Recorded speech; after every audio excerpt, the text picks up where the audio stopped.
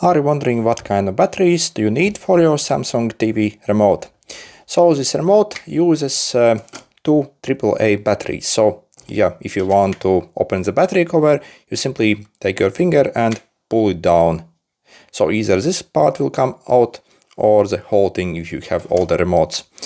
So yeah, if you want to take out the battery, so you see it's fairly easy.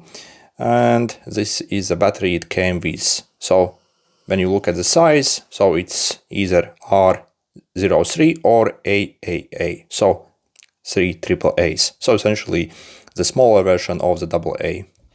So for example, this is the size of the AA battery, so standard battery, and this is a AAA, so the smaller ones essentially. So these bigger ones obviously can't be inserted in this remote, so let's see, it's definitely way too huge for that.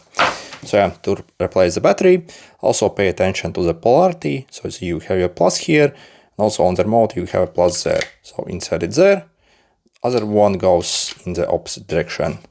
And then simply replace this cover, slide it on, and you have replaced your battery. So again, remove it and to close it. Good luck.